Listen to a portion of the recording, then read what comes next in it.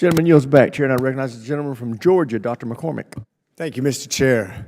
General Carilla, General Langley, it has been a pleasure working with you. I wish you fair winds and following seas in your next endeavors. I'm sure you'll be highly successful. We'll miss you. I consider you friends, and if any time you ever want to share a beverage or a box of crayons, just let me know. We'll always be available. General Langley, I'll start with you. The Djibouti air base cluster is within striking distance of some of the Houthi weapons, and I was wondering, especially with the development of drones that have been developed in Iran and put together in Yemen, what are we doing for countermeasures, and do you think we could do better? How can we assist you in equipping our bases with countermeasures for those advanced drones and what they're trying to develop? Congressman, it's an evolving threat, especially with the Houthis on the other side of the Red Sea. And I will get into the specifics of what we actually need to improve upon, enhance upon. We're protected now, but I will get into specifics in closed session of things that I think that we can continue to enhance and evolve in that, because it's not just Djibouti; it's all the way down to Manda Bay in Kenya. So I will say that it is evolving. The Houthis are gaining in capability. And then there's other illicit actors in the region that can be a threat within East Africa writ large. Would you say that it's safe to assume that we have a ways to go to be secure in our endeavors?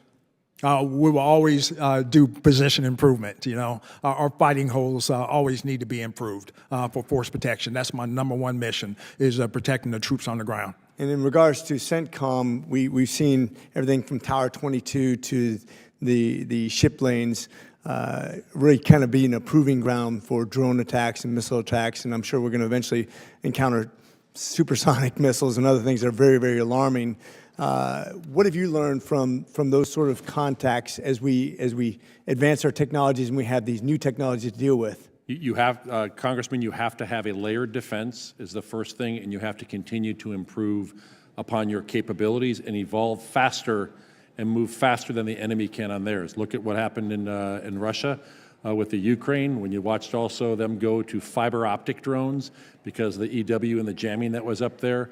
So they're moving very, very quickly in terms of advancements. We have to move faster. Yeah, I just talked to an AI community about that very same thing, closing the kill chain, making sure that our next technologies, I mean, fly-by-wire is awesome, but it's kind of like a look back at the tow technology. I want to look forward and look at new terrain models, how we're going to do that. What's your feeling, and this is an associated question that I just came up on just as we're talking, if we're going to have different navigation systems that aren't going to be controlled by semi-autonomous controllers, autonomous weapon systems that literally identify targets without any input once they're launched. They exist right now.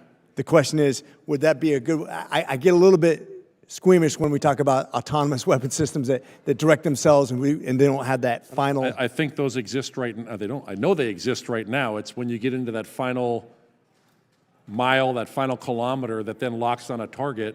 That's an autonomous target recognition system that has then taken it in and you can't jam it, et cetera. Yeah, good point, good point. One of the other things I thought was really interesting is there's USAID and other things that we do in foreign investments we do that now have come into question. Now, some of it's been wasteful, but obviously I'm not against foreign aid because it gives us real influence and really creates stability in different regions. Where do you think we could redirect those funds that have maybe been not spent on the most efficient systems? This is for both of you, and I know we only have 45 seconds left, but where can we best spend the money we do to influence and create stability in those regions that we're talking about right now? Well, I think from a USAID, State Department is now taking on that responsibility.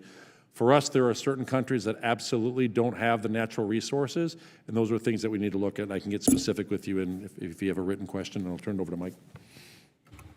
Phase 4 operations stability. I've seen it work in Somalia. You know, as they were going through lower and middle Shabelle from 2022 heretofore. But without that and recreating that and or getting it from other countries, that there's going to be a lapse in completing a credible force to do the hold.